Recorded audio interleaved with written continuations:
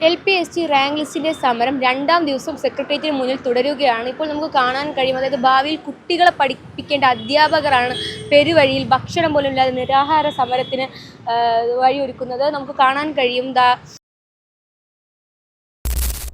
ശശി, എന്താണ് നിരാഹാര സമരത്തിലേക്ക് നീങ്ങാനുള്ള കാരണം?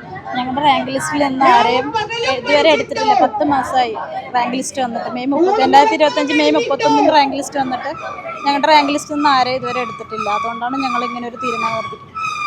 എന്തെങ്കിലും ഒരു നടപടി ഉണ്ടാകുമെന്ന് വിശ്വസിക്കുന്നുണ്ടോ? നടപടി ഉണ്ടാകുന്നവരെ ഞങ്ങളത് തുടരാനാണ് തീരുമാനിച്ചിരിക്കുന്നത്. അതെ, അനിശ്ചിതകാലമാണ് ഞങ്ങളിപ്പോൾ തീരുമാനിച്ചിരിക്കുന്നത്.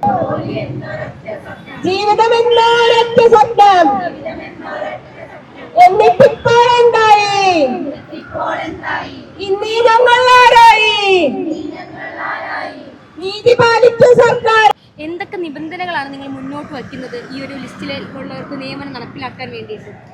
ഞങ്ങൾ ഇങ്ങനെ ഒരു പ്രതിസന്ധി വന്നപ്പം അതിനെക്കുറിച്ച് പഠിക്കുകയും കൃത്യമായിട്ടുള്ള ഒരു നിർദ്ദേശങ്ങൾ ഗവൺമെൻറ്റിലേക്ക് പാസ് ചെയ്യുകയും ചെയ്തിട്ടുണ്ട്.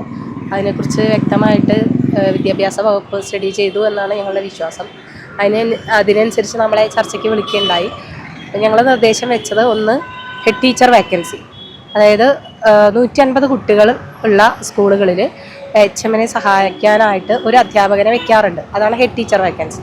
അപ്പോൾ ആ വേക്കൻസിയിലോട്ട് ഇപ്പോൾ നിയമനം നടത്തുന്ന ഗവൺമെൻറ് സ്കൂളിൽ ഡെയിലി വേജസിനെയാണ്. എന്നാൽ ഇങ്ങനെ ഒരു HTV വേക്കൻസി കൊണ്ടുവന്നത് എയ്ഡഡിലെ അധ്യാപകരാണ്. കാരണം പുറത്തു പോകുന്ന കുട്ടികൾ കൊഴിഞ്ഞു പോകുമ്പോൾ പുറത്തു പോകുന്ന അധ്യാപകരെ സംരക്ഷിക്കാനായിട്ട് കൊണ്ടുവന്ന ഒരു പോസ്റ്റാണിത്. കൃത്യമായിട്ട് എയ്ഡഡിൽ അങ്ങനെ പുറത്തു പോകുന്ന അധ്യാപകരെ ആ HTVയിൽ പോസ്റ്റിൽ സംരക്ഷിക്കുമ്പോൾ ഗവൺമെൻറ് സ്കൂളുകളിൽ ഈ HTVയിൽ ഡെയിലി വേജസിനെ വെക്കുകയും ഗവൺമെൻറ് സ്കൂളുകളിൽ പുറത്തു പോകുന്ന, അതായത് ഡിവിഷൻ ഫോള് മൂലം പുറത്തു പോകുന്ന അധ്യാപകരെ ഞങ്ങളുടെ റിട്ടയർമെൻറ്റ് വാക്കൻസിയിലാണ് ഫില്ല് ചെയ്യുന്നത്. അത് മാറ്റി എയ്ഡഡിൽ എങ്ങനെയാണോ ചെയ്യുന്നത് അതുപോലെ അധ്യാപകരെ പുനർവിന്യസിക്കണം എന്നുള്ളതാണ്. ഉറപ്പാക്കണം. PSC വഴി എന്ന് പറഞ്ഞാൽ ഈ പുറത്തു പോകുന്ന അധ്യാപകരെ ആ HTVയിലോട്ട് മാറ്റുക, ഞങ്ങൾക്ക് ഞങ്ങളുടെ റിട്ടയർമെൻറ്റ് വാക്കൻസികൾ തരിക.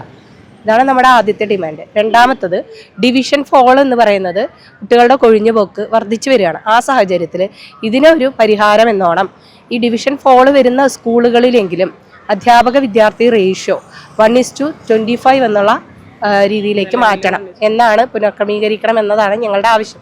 സാധാരണ 1:30 ആണ് LP സ്കൂളിലെ അധ്യാപക വിദ്യാർത്ഥി റേഷ്യോ. അതിന്ന് 1:25 ആക്കണം. അത് ഈ ഒരു പശ്ചാത്തലത്തിൽ മാത്രം അങ്ങനെ ആക്കണം. കാരണം അല്ലെങ്കിൽ അധ്യാപകരുടെ കൊഴിഞ്ഞുപോക്കുകൾ തടയാൻ നമുക്ക് കഴിയില്ല. അത് വലിയൊരു പ്രതിസന്ധിയിലോട്ട് പോകും. ആ ഒരു പ്രതിസന്ധിയാണ് നിലവിൽ റാങ്ക് ലിസ്റ്റ് നീങ്ങാത്തതിന് ഏറ്റവും പ്രധാന കാരണം. 1ാം റാങ്കിന് പോലും ജോലി ലഭിച്ചിട്ടില്ല. 8 ജില്ലകളിൽ 1ാം റാങ്കുകാരനെ ഒരു വർഷമായി ജോലി ലഭിച്ചിട്ടില്ല എന്ന് പറഞ്ഞാൽ അത് ആ സിസ്റ്റത്തിന്റെ തകരാറാണ് എന്നാണ് ഞങ്ങൾക്ക് പറയാനുള്ളത്. നമ്മൾ പറയുന്നതെന്ന് പറഞ്ഞാൽ HOമാരുടെ LP HOമാരുടെ ക്ലാസ് ചാർജുകൾ എന്ത് ചെയ്യണം, ഒഴിവാക്കണം. കാരണം അവർക്ക് അല്ലാതെ തന്നെ ഒരുപാട് ജോലികൾ ചെയ്ത് തീർക്കാനുണ്ട്. അപ്പോൾ അവരുടെ ക്ലാസ് ചാർജ് കാരണം നമ്മുടെ വിദ്യാഭ്യാസത്തിന്റെ ഗുണമേന്മ കുറയാണ്. കാരണം അവർക്ക് ക്ലാസ് എടുക്കാൻ പറ്റുന്നില്ല. പല സ്കൂളുകളിലും ഈ HOമാർ സ്വന്തമായി കാശ് കൊടുത്ത് ഡെയിലി ബേസിന് അധ്യാപകരെ നിർത്തിയേക്കാണ്. അപ്പോൾ അവരുടെ ക്ലാസ് ചാർജ് ഒഴിവാക്കി കഴിഞ്ഞാൽ തന്നെയും നമുക്ക് ഒരുപാട് വേക്കൻസികൾ റിപ്പോർട്ട് ചെയ്തെടുക്കാൻ പറ്റും. അതുപോലെ ഞങ്ങളുടെ വേറൊരു ആവശ്യം എന്ന് പറയുന്നത്, ഇപ്പം നിലവിൽ സ്കൂളിൽ കുട്ടികളുടെ തലയെണ്ണൽ നടത്തുന്നത് സ്കൂൾ തുറന്ന് 6th വർക്കിംഗ് ഡേക്കാണ്. അപ്പം അങ്ങനെ ചെയ്യുമ്പോൾ തന്നെ ആധാർ ഇല്ലാത്ത കുട്ടികൾ ഒരുപാടായിട്ട് ഉണ്ടാവും. അപ്പോൾ അവർക്ക് ഒരു ആധാർ എടുക്കാനുള്ള ഒരു സമയം കിട്ടാത്തൊരവസ്ഥയാണുള്ളത്. അപ്പോൾ അത് ഒരു 6th വർക്കിംഗ് ഡേ എന്നുള്ളതൊന്ന് മാറ്റി ജൂലൈ ഒരു പകുതിക്കോ അല്ലെങ്കിൽ ജൂലൈ അവസാനത്തിലോ കുട്ടികളുടെ തലയെണ്ണൽ നടത്തുകയാണെങ്കിൽ ആധാർ മൂലമുള്ള കുറച്ച് പ്രശ്നങ്ങൾ പരിഹരിക്കാനായിട്ട് സാധിക്കുന്നതാണ് ഞങ്ങൾക്ക് തോന്നുന്നത്. PSC വഴി റാങ്ക് ലിസ്റ്റിൽ എത്തുന്ന പോലീസുകാർ സമരം ചെയ്യുന്നു, അതുപോലെ തന്നെ അധ്യാപകർ നിരാഹാര സമരം ചെയ്യുന്നു. ഇതൊക്കെ തീർച്ചയായിട്ടും ഗവൺമെന്റിന്റെയും PSCയുടെയും ഭാഗത്തുള്ള വീഴ്ച തന്നെയാണ്. യുവതലമുറ PSCയിലേക്ക് വരാനുള്ള ഒരു വഴി തന്നെയാണ് ഇവർ അടയ്ക്കുന്നത്. എന്നാൽ ഇതിനെപ്പറ്റി നമുക്ക് അത് ചോദിക്കാം. നമ്മൾ 2025 മെയ് 31 വന്ന റാങ്ക് ലിസ്റ്റ് ആണ്. ഇപ്പൊ നമ്മള് പുതിയ തലമുറ പഠിക്കേണ്ടത് PSCയിൽ ജോലിക്ക് കയറാൻ വേണ്ടി പൊതുവിജ്ഞാനമോ മറ്റ് സബ്ജക്റ്റുകളോ ഒന്നുമല്ല. ഈ ജോലിക്ക് കയറാൻ വേണ്ടി സമരം ചെയ്യാൻ കൂടി പഠിക്കേണ്ട ഒരു അവസ്ഥയിലേക്ക് PSC നമ്മളെ എത്തിച്ചിരിക്കുകയാണ്. പബ്ലിക് സർവീസ് കമ്മീഷൻ പേര് മാറ്റി പ്രഹസന സർവീസ് കമ്മീഷൻ മാറ്റേണ്ട ഒരു അവസ്ഥയിലേക്ക് നിലവിൽ PSC എത്തിയിരിക്കുകയാണ്. പിന്നെ ഒഴിവുകളുടെ ഒരു 4 ഇരട്ടിയിലധികം പേരെ ഉൾക്കൊള്ളിച്ചുകൊണ്ട് ലിസ്റ്റ് തയ്യാറാക്കുക, അതിലെ 1ാം റാങ്കുകാർക്ക് പോലും ജോലി നൽകാതിരിക്കുക, ഇത്തരത്തിലേക്കാണ് PSC നിലവിൽ പൊയ്ക്കൊണ്ടിരിക്കുന്നത്. അതായത് പിന്നെ വഴിപാട് എന്ന പോലൊക്കെ അല്ലെങ്കിൽ ആറ്റുകാൽ പൊങ്കാല വർഷാവർഷം നടക്കുന്നത് പോലെ 3 വർഷം കൂടുമ്പോൾ നോട്ടിഫിക്കേഷൻ ഇറക്കുക, ഒപ്പം പരീക്ഷ നടത്തുക, പരീക്ഷ കഴിഞ്ഞിട്ട് റാങ്ക് ലിസ്റ്റ് പ്രസിദ്ധീകരിക്കുക.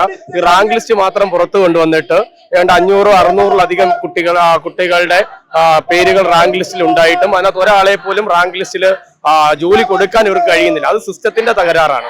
അപ്പൊ അതിനെന്ത് വേണമെന്നുള്ള പരിഹാര നിർദ്ദേശങ്ങൾ ഞങ്ങൾ PSCക്കും വേണ്ട അധികാരികൾക്കും കൃത്യമായി എഴുതി നൽകിയിട്ടുണ്ട്. പക്ഷെ അത് എഴുതി നൽകിയിട്ടും അതിന് വേണ്ട നടപടികൾ സ്വീകരിക്കാൻ ഇതുവരെ തയ്യാറായിട്ടില്ല. അതിനാദ്യം പറയുന്ന കാര്യം എന്ന് പറയുന്നത്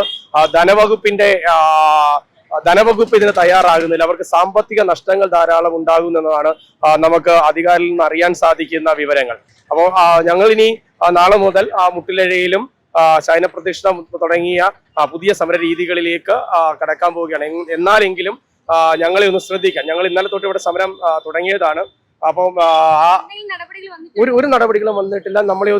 നമ്മളോട് സംസാരിക്കാൻ ഒരു അധികാരികൾ പോലും തയ്യാറായിട്ടില്ല. അപ്പൊ അവരെ ശ്രദ്ധ ആകർഷിക്കുക എന്നത് ഇനി അതിനുവേണ്ട നടപടികൾ എന്താണെന്ന് ഞങ്ങൾ ആലോചിച്ചുകൊണ്ടിരിക്കുകയാണ്. അപ്പോൾ നാളെ സമര രീതികൾ കടുപ്പിക്കാനാണ് ഞങ്ങളുടെ തീരുമാനം. പ്രതിപക്ഷ നേതാവിനെ ഞങ്ങൾ ബന്ധപ്പെട്ടിട്ടുണ്ട്. അദ്ദേഹം ഇപ്പോൾ പുതിയുഗ യാത്രയുമായി ബന്ധപ്പെട്ട തിരക്കിലാണെന്നാണ് പറഞ്ഞിരിക്കുന്നത്. അദ്ദേഹം ഞങ്ങളുടെ സമരപന്തലിലേക്ക് എത്തുകയും ഞങ്ങളുടെ സമരത്തെ അഭിസംബോധന ചെയ്യാൻ എന്നും ഏറ്റിട്ടുണ്ട്. പക്ഷെ എപ്പോഴാണ് വരുന്നതെന്ന് ഇതുവരെ അറിയിച്ചിട്ടില്ല. തീർച്ചയായും ഭാവിയിൽ കുട്ടികളെ പഠിപ്പിക്കേണ്ട അധ്യാപകരാണ്. അവരാണ് ഈ പെരുവഴിയിൽ ഭക്ഷണം പോലും ഇല്ലാതെ നമുക്ക് ചുറ്റും സമരം ചെയ്തത്. മുട്ടിലെഴുന്ന സമരമാണോ അതോ ശൈനപ്രദർശന സമരമാണോ? എല്ലാ തരത്തിലുള്ള സമരങ്ങളും ചെയ്തുകൊണ്ട് ശ്രദ്ധ ആകർഷിക്കുക എന്നുള്ളതാണ് അവരുടെ ലക്ഷ്യം. വെറും ശ്രദ്ധ ആകർഷിക്കുക എന്ന് മാത്രമല്ല, അവരുടെ അവകാശമാണ്. അവർ രാപ്പകൽ കഷ്ടപ്പെട്ട് പഠിച്ചു കിട്ടിയ ഒരു ജോലിയാണ്, ഒരു റാങ്ക് ലിസ്റ്റാണ്. അത് കിട്ടുക എന്നുള്ളത് അവരുടെ ന്യായമായ ആവശ്യം തന്നെയാണ്.